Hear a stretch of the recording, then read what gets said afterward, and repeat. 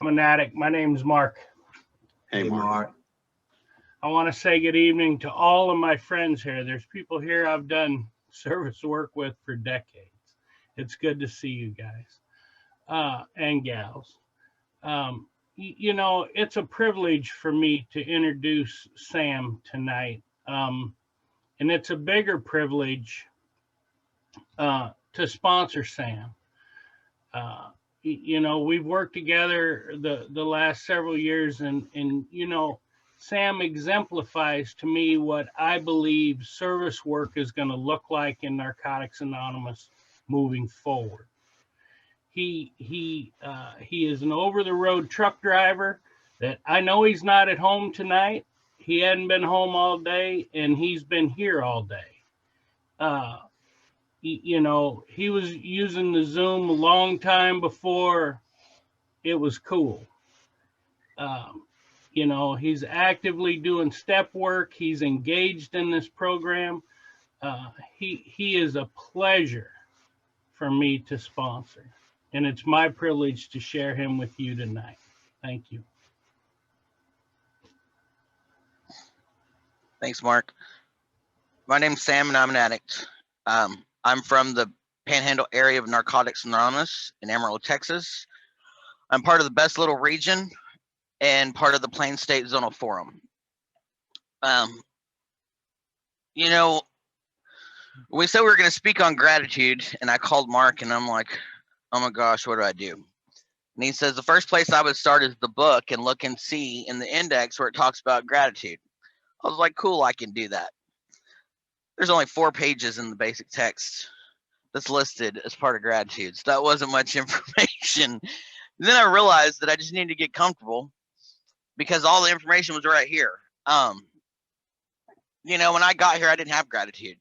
That's something that Narcotics Anonymous gave me. When I got here, I was mad and I was angry, and I didn't come here on my own. I would come here on paper. And so I just wanted to get this done. I wasn't an addict and get out of here. And the more I sat in these meetings, the more I realized that I was an addict. I was like, I can quit whenever I want. And my first sponsor says, but can you not pick up? And I think that was the moment that caught me was, wow, I don't know. Can I not pick up? Let's see. I pick up because I'm happy. I pick up because I'm sad. I pick up because I'm angry. I just needed a reason to pick up. That way I could say that I was using for a reason and not just because.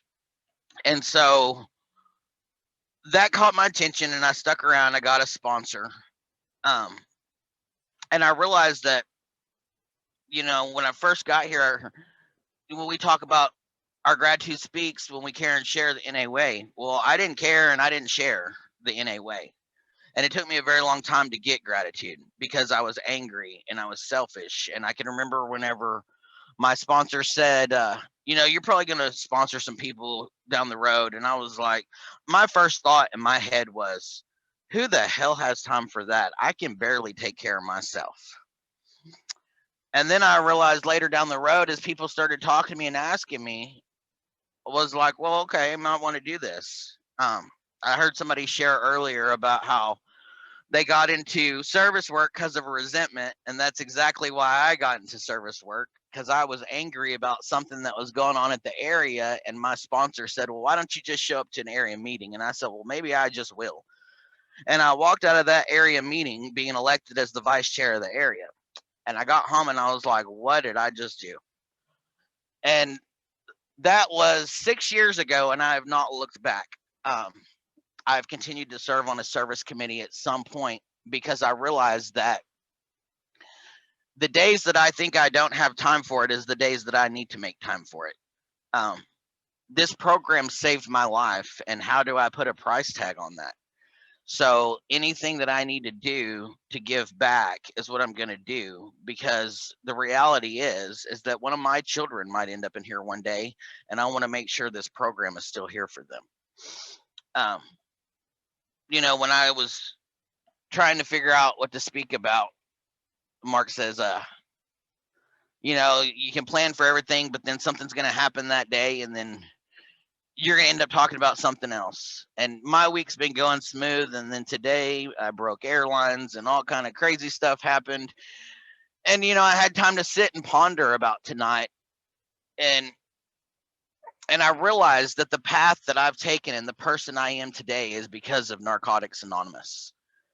I didn't know where I was going to share tonight, but I remember when we were planning this, that we talked about this being a thing for everybody. And we wanted to make sure that everybody was included and everybody was welcome. And, you know, two people that probably don't realize they've been a big part of my recovery is Lewis from Chicagoland and Scott from Missouri. I watch them in the backgrounds, whether they know it or not, because I look up to them for how brave they are and how much they stand up and speak out for people, and they speak out for the things that matter to them. And so when I started this program, I couldn't find my foothold. I started this program as a woman. 3 years ago, I was able to transition into a transgender man, and it has been the best thing in my life. And when I got here and we talk about we're missing something, you know, I had a hard time realizing that I was missing me. I had female sponsors. I couldn't get shit right. And I remember the day I made the decision. You know, I had been to a couple of meetings for the zone, and I was participating in the zone, and it was a whole new world to me. But I knew every time Mark spoke that I was stuck there. Like, I didn't want to move. I wanted to hang on every word. He was somebody who got me. And and he's a motorcycle guy, and, you know, he's been to prison, got these tattoos, and I'm like, he's going to tell me no, but I'm going to ask anyway. And when I asked him, and he's like, we can give it a try. We'll see what happens. That was the best day of my life, because it's been nothing but positive since then. You know, we have a camp out for our sponsorship forest, and I was so nervous going to that and thinking, you know, what if these guys figure this out? And what if they know? And you know, now some of them do, and they love me. Like, we have the greatest sponsorship forest. And the more that I realized that it's okay to be me, I realized that these rooms are what taught me that. The people before me, you know, Lewis and Scott and all the others, showed me that it's perfectly okay for me to come in here and not hide behind a curtain.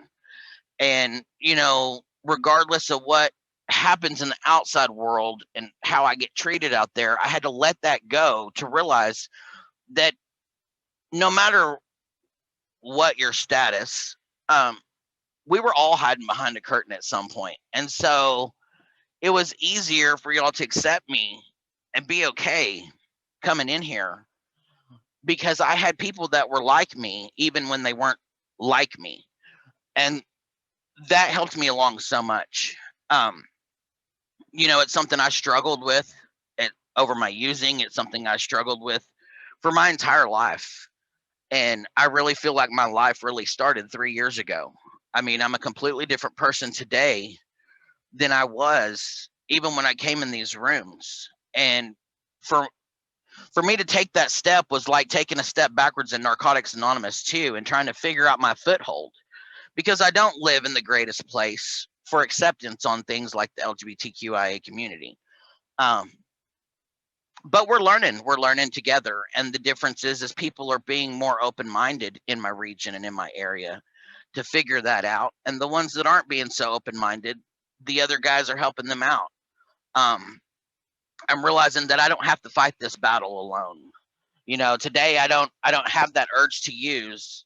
And, you know, the more I growed into region and zone, like the people I've met, Cindy and Barry and Amanda and so many people, that's my inner circle now.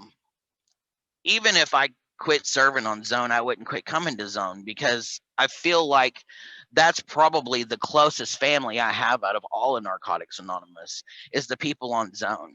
I've never, as much as people disagree, I've never been to a zonal meeting, and maybe it's because I got blinders on, but I couldn't tell you who does and doesn't get along in that room, because they are so welcoming and so patient. It's one of the most patient service structures that I've sat on since I've been at Narcotics Anonymous. I mean, and I've watched the chairs change. I've watched all the positions change. It just really does run smooth. They welcome us. They're open to ideas. And, you know, even if the idea is going to be a no, you don't leave that room feeling like people were laughing at you. And so to know that we're expanding Narcotics Anonymous into a place that we're growing different boards and we're doing different things, I'm really excited. You know, I'm the facilitator of the sponsorship behind the walls for the Plain State Zonal Forum. And when Cindy was like, do you mind participating in this? And I got on the meeting and I didn't really know anybody. And then I saw Lewis and I was like, it, you know, brought a smile over me, like, okay, I'm okay now because Lewis is here and I know him. But sitting there that first night, I was flustered. I was all over the place. I didn't know. I was like, oh my God, I don't know what I've gotten myself into. And as the nights went on and, you know, I started jumping on even the tech meetings and I've gotten to kind of know a little bit about Craig and Shane and Dez and all of them. And, you know, we get to tonight and I'm talking to my wife and I'm like, you know, if they do another thing like this, I might want to participate again. Like, I have really enjoyed this. Seeing this brought together in even in the little bit of time that it was and what went into putting it on.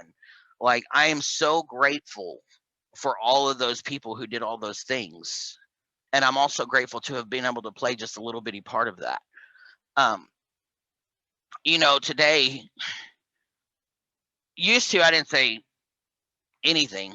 You know, my wife will gladly acknowledge that unless I had something to complain about, I was quiet.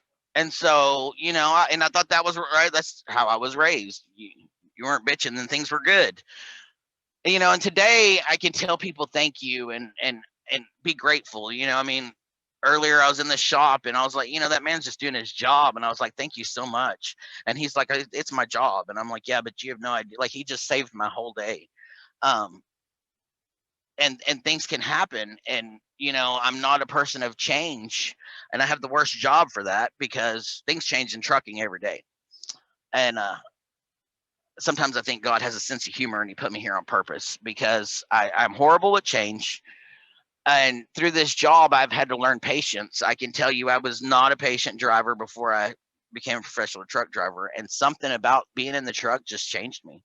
I mean, I don't like it, but I can sit in traffic for hours and just sit back and laugh as I watch people just road rage. And I'm like, just calm down. You know, if we all just calm down and chill out a minute, we're all going to go to the same place. And if we'd all just calm down and the panic would stop, the traffic would move a lot quicker. And so, you know, I've learned those things and I've learned that, you know, just because I'm in a place I don't like for today doesn't have to affect my whole life because it's just today. You know, it's just for today. And Narcotics Anonymous taught me that. I remember when I got here, I couldn't do just for today. I had to do just for this moment. I used to have a mole that I twitched on real bad when I got here. I couldn't sit in my chair. And I remember the day I got the moles cut off my body, and that was a good thing for me because that was me taking a step in my recovery. You know, getting that removed and removing that twitch, just removing it made me stop doing that. And that was something that bothered me all the time because, you know, I was like, oh, I'm still twitchy, and it's just a nervous tick that I had. And so to be able to remove that and get away from it made the whole world a difference. You know, I'm an isolator naturally. I drive alone all day. You know, I get to go home about once a month for a week. And so 3 weeks out of the month, I'm by myself. You know, I get to talk to my kids from FaceTime, but it's a lot different.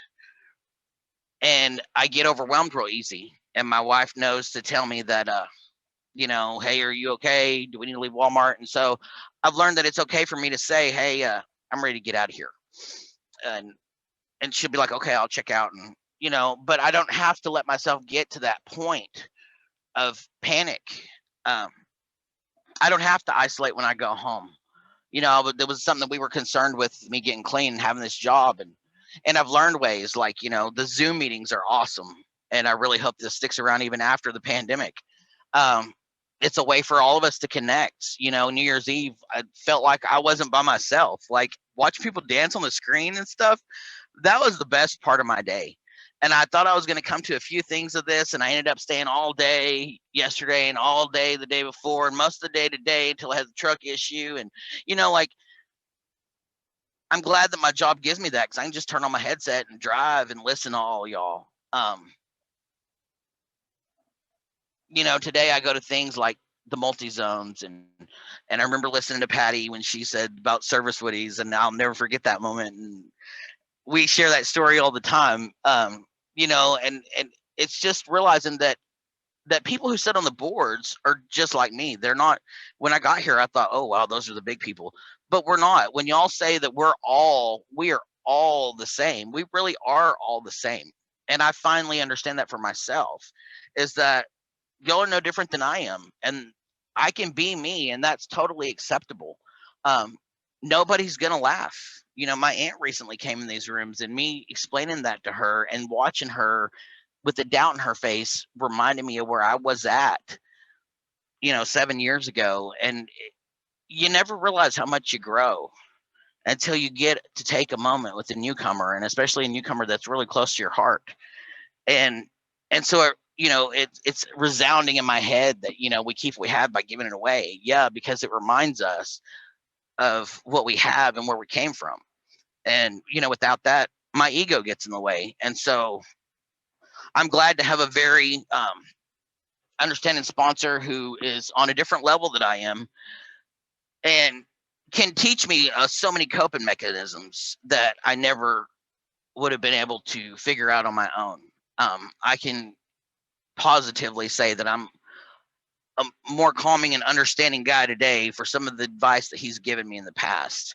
And I invite those of you who have not gotten into service, or you know, gotten into service but aren't sure about stepping out into the world of the unknown with the rest of the people throughout the world, you know, try it out, because those people are going to be just like the people that are in your home group. There really is no change that I mean, the drastic change that I've seen through different people across this nation and throughout the world on how they react. You know, if I'm in a place and I need a meeting and I call their hotline, somebody's going to pick up, and it's just like I was at home. And so, especially now in the time of COVID, if you're feeling lonely or whatever, like reach out and find some meetings, find some different meetings than what you're going to. You know, and the guy that said that he hadn't seen a newcomer, you know, I've seen a couple of them in here that have had, you know, some pretty recent clean time. And maybe just get out of your circle for a while and see if you can find that gratitude that you're looking for from those newcomers, you know, by stepping out of your comfort zone. And I just want to thank everybody for letting me share, and I hope I didn't sound all crazy. And that's all I've got. Thank you.